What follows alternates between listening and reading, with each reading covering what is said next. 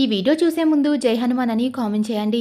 ఈ నెల ఆగస్టు 28వ తేదీ శ్రావణ శుక్రవారం రోజు పౌర్ణమి ఏర్పడింది. శుక్రవారం రోజు పౌర్ణమి కలిసి రావడం చాలా విశేషం. అలాగే ఈ రోజున రాఖీ పండుగ కూడా వచ్చింది. ఇలా చాలా అరుదుగా ఏర్పడుతుంది అని పండితులు చెబుతున్నారు. కాబట్టి పౌర్ణమితో కలిసొచ్చిన శ్రావణ శుక్రవారం రోజు లక్ష్మీదేవిని ఎలా పూజించాలి, రాఖీ కట్టడానికి శుభముహూర్తం ఏమిటి, ఈ రోజున పాటించాల్సిన నియమాల గురించి ఈ వీడియోలో తెలుసుకుందాం. వీడియోని స్కిప్ చేయకుండా చూడండి.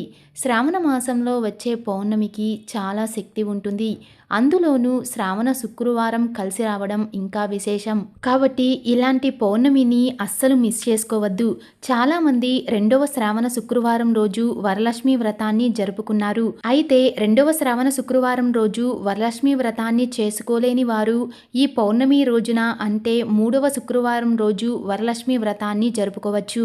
ఈ పౌర్ణమి రోజున స్త్రీలు తెల్లవారుజామున నిద్రలేచి ఇంట్లో తులసి కోటను పూజించి లక్ష్మీదేవిని పూజించండి. ఉదయం బ్రహ్మముహూర్తంలో దీపం వెలిగించి లక్ష్మీదేవిని పూజిస్తే చాలా మంచిది. అయితే ఉదయాన్నే పూజ చేయలేని వారు ఉదయం 9 గంటల్లోపు ఇంట్లో పూజ పూర్తి చేసుకోండి. స్త్రీలు ఉదయాన్నే నిద్రలేచి ముందుగా ఇంటిని శుభ్రం చేసుకోండి. ఉప్పు నీటితో ఇంటిని శుభ్రపరిచి ఇంట్లో పసుపు నీళ్లు చల్లుకోండి. ఇంటి గుమ్మానికి పసుపు రాసి కుంకుమ బొట్లు పెట్టి ఇంటి ముందు బియ్యపు పిండితో ముగ్గు వేయండి. అలాగే ఇంటి గుమ్మానికి మామిడి తోరణాలు కట్టి బంతి పూలతో అలంకరించుకోవాలి. శ్రావణ శుక్రవారం రోజు పూజ కోసం తామర పూలు లేదా గులాబీ పూలను సిద్ధం చేసుకొని పెట్టుకోండి. మీ పూజ గదిలో ఉన్న లక్ష్మీదేవి చిత్రపటానికి గంధం రాసి కుంకుమ బొట్లు పెట్టి లక్ష్మీదేవిని ముత్యాల నగలతో అందంగా అలంకరించుకోండి. అలాగే లక్ష్మీదేవికి ప్రీతికరమైన తామర పూలు లేదా గులాబీ పూలతో లక్ష్మీదేవిని అలంకరించుకోవాలి. విశేషంగా ఈ శ్రావణ శుక్రవారం రోజు లక్ష్మీదేవి చిత్రపటానికి యాలకుల మాల వేసి పూజ చేస్తే అప్పుల బాధలు, డబ్బు కష్టాలు వెంటనే తీరిపోతాయి. ఈ రోజు తప్పనిసరిగా నెయ్యి దీపాలు వెలిగించి లక్ష్మీదేవిని పూజిస్తే అష్టైశ్వర్యాలు, సిరి సంపదలు, భోగ భాగ్యాలు సిద్ధిస్తాయి. కాబట్టి లక్ష్మీదేవి పటం ముందు 2 దీపాలు వెలిగించండి. మట్టి ప్రమిదలు లేదా పిండి ప్రమిదల్లో దీపారాధన చేస్తే ఇంకా మంచిది. దీపం ప్రమిద కింద ఒక తమలపాకు పెట్టి దీపానికి పసుపు రాసి కుంకుమ బొట్లు పెట్టి దీపం వెలిగిస్తే మీరు చేసిన పూజకు రెట్టింపు పుణ్య ఫలితం లభిస్తుంది. అయితే ఈ శ్రావణ శుక్రవారం రోజు తప్పకుండా ఇంట్లో పాలు పొంగించండి. ఇంట్లో పాలు పొంగించి ఆ పాలతో పరమాన్నం తయారు చేసి లక్ష్మీదేవికి నైవేద్యంగా సమర్పించండి. ఈ పౌర్ణమి రోజు ఇంట్లో పాలు పొంగిస్తే ఇక మీ ఇంట్లో లక్ష్మీదేవి స్థిర నివాసం ఉంటుంది. పూజలో లక్ష్మీదేవికి ఇష్టమైన పరమాన్నం, అరటి పండ్లు, దానిమ్మ పండ్లు, పులిహోర ఇవి నైవేద్యంగా సమర్పించాలి. ఓం మహాలక్ష్మీ దేవియే నమః అనే మంత్రాన్ని 21 సార్లు జపిస్తూ లక్ష్మీ అమ్మవారిని పూజించాలి. అలాగే ఈ రోజున కనకదార స్తోత్రం లేదా శ్రీ సూక్తం జపిస్తే చాలా మంచిది. ఇక చివరిగా ఒక కొబ్బరికాయను కొట్టి అమ్మవారికి హారతి ఇచ్చి తలపైన అక్షింతలు వేసుకొని ఆత్మ ప్రదక్షిణ చేసి మీ పూజను ముగించుకోండి. ఇంట్లో పూజ పూర్తయిన తరువాత మీ ఇంటికి 5 ముత్తైదువులను పిలిచి వారి కాళ్లకు పసుపు రాసి కుంకుమ బొట్లు పెట్టి ముత్తైదువులకు తాంబూలం ఇవ్వండి. శ్రావణ శుక్రవారం రోజు ముత్తైదువులకు తాంబూలం ఇస్తే చాలా మంచిది. అయితే ముత్తైదువులను ఇంటికి పిలవలేని వారు ఏదైనా అమ్మవారి దేవాలయానికి వెళ్ళి అమ్మవారికి తాంబూలం సమర్పించండి. ఇక ఈ శ్రావణ పౌర్ణమి రోజు ప్రతి ఒక్కరూ తప్పకుండా రాళ్ళ ఉప్పు కొని మీ ఇంటికి తెచ్చుకోండి. లక్ష్మీ స్వరూపమైన ఉప్పును మీ ఇంటికి తెచ్చుకుంటే లక్ష్మీదేవి వెంటనే మీ ఇంట్లోకి నడిచి వస్తుంది. అలాగే ఈ పౌర్ణమి రోజున ఖచ్చితంగా ఇంటి గుమ్మానికి ఉప్పు మూటను కట్టుకోండి. ఒక ఎర్రటి వస్త్రంలో రాళ్ల ఉప్పును కట్టి ఇంటి గుమ్మానికి కడితే మీ ఇంటికి భోగభాగ్యాలు కలుగుతాయి. ఇక ఈ శ్రావణ శుక్రవారం రోజు తప్పకుండా మీ ఇల్లంతా సాంబ్రాణి పొగ వేసుకోండి. మీ ఇంట్లో ఉన్న దుష్ట శక్తులు, నెగిటివ్ ఎనర్జీ మొత్తం వెంటనే తొలగిపోతాయి. ఈ పౌర్ణమి రోజున అందులోనూ శ్రావణ శుక్రవారం రోజు లక్ష్మీదేవి భూమిపైన తిరుగుతూ ఉంటుంది. కాబట్టి లక్ష్మీదేవి మీ గుమ్మంలోకి అడుగు పెట్టాలంటే మీ ఇంటి గుమ్మం ముందు గంధంతో స్వస్తిక్ గుర్తు వేయండి.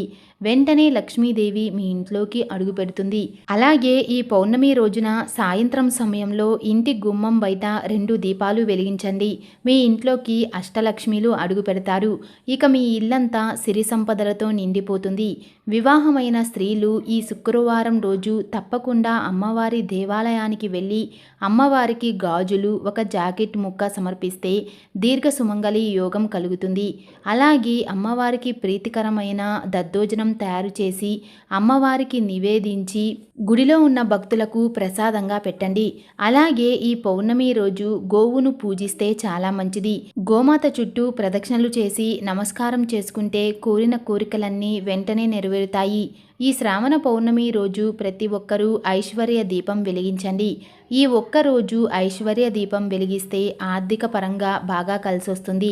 ఉప్పుతో వెలిగించే దీపాన్ని ఐశ్వర్య దీపం అని అంటారు.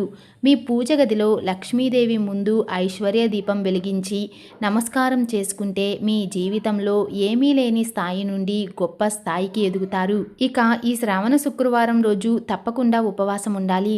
ఈ రోజు ఆడవారు ఉపవాసం ఉంటే మీ కుటుంబం మొత్తానికి చాలా మంచి జరుగుతుంది. ఇక ఈ రోజున చేసే దానాలకు విశేషమైన పుణ్య ఫలితం లభిస్తుంది. పేదలకు ఆహారం, వస్త్రదానం చేయడం వల్ల మీ ఇంటికి చాలా మంచి జరుగుతుంది. అలాగే ఈ శ్రావణ పౌర్ణమి రోజున చంద్ర కిరణాలకు చాలా శక్తి ఉంటుంది. కాబట్టి ఈ పౌర్ణమి రోజున చంద్ర కిరణాలు మన శరీరం పైన పడితే జాతక దోషాలన్నీ తొలగిపోతాయి. అలాగే దీర్ఘకాలిక అనారోగ్య సమస్యలు తొలగిపోయి మంచి ఆరోగ్య ప్రాప్తి కలుగుతుంది.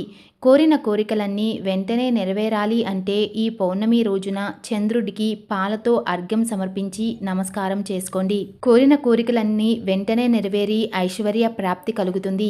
ఇక పేదరికంతో ఇబ్బంది పడేవారు ఈ పౌర్ణమి రోజున తప్పకుండా ఒక శక్తివంతమైన మంత్రాన్ని జపించండి. ఓం నమో భగవతే వాసుదేవాయ నమః. ఈ మంత్రాన్ని 108 సార్లు జపించండి. మీకున్న ఆర్థిక సమస్యలన్నీ వెంటనే తొలగిపోతాయి. అలాగే ఈ శక్తివంతమైన పౌర్ణమి రోజు లలితా సహస్రనామాన్ని పారాయణం చేస్తే చాలా మంచిది. ఈ శ్రావణ పౌర్ణమి రోజునే రాఖీ పండుగను జరుపుకుంటారు. కాబట్టి శుభ సమయంలో మాత్రమే మీ సోదరులకు రాఖీ కట్టాలి. ప్రతి సంవత్సరం రాఖీ పండుగ రోజున భద్రకాలం వస్తుంది. భద్రకాలంలో రాఖీ కట్టకూడదు. మీ సోదరులకు రాఖీ కట్టడానికి శుభముహూర్తం ఏమిటంటే ఆగస్టు 28 శుక్రవారం రోజు ఉదయం 5:57 నుంచి 9:48 వరకు రాఖీ కట్టడానికి అత్యంత అనుకూలమైన సమయం ఉంది. ఉదయం పూజ కుదరని వారు మధ్యాహ్నం 1:52 నుంచి 4:35 వరకు మీ సోదరులకు రాఖీ కట్టవచ్చు. కానీ ఉదయం 10:46 నుంచి మధ్యాహ్నం 12:22 వరకు రాహుకాలం ఉంటుంది. ఈ సమయంలో రాఖీ కట్టకూడదు. రాఖీ కట్టేటప్పుడు మీ సోదరులు తూర్పు ముఖంగా కూర్చోవాలి. అంటే రాఖీ కట్టే అక్కా చెల్లెళ్ళు పడమర ముఖంగా నిలబడి రాఖీ కట్టాలి. ముందుగా మీ సోదరులకు కుంకుమ బొట్టు పెట్టి చేతికి రాఖీ కట్టి హారతి ఇచ్చి తీపి పదార్థాలని తినిపించి వారి ఆశీర్వాదం తీసుకోండి. అయితే దేవుడి రూపాలలో ఉన్న రాఖీలను మాత్రం సోదరులకు కట్టకూడదు. ఇక ఈ శ్రావణ పౌర్ణమి రోజున స్త్రీలు కంటతడి పెట్టకూడదు. అలాగే భార్యాభర్తలు ఇంట్లో గొడవలు పడకూడదు. ఈ పౌర్ణమి రోజున భార్యాభర్తలు బ్రహ్మచర్యం పాటించాలి. అలాగే ఈ రోజున మాంసాహారం తినడం, జుట్టు కత్తిరించడం, గోర్లు కత్తిరించడం అస్సలు చేయకండి. ఈ విధంగా ఈ శ్రావణ శుక్రవారం రోజు అంటే పౌర్ణమి రోజు లక్ష్మీదేవిని పూజించి అమ్మవారి అనుగ్రహాన్ని సులభంగా పొందండి.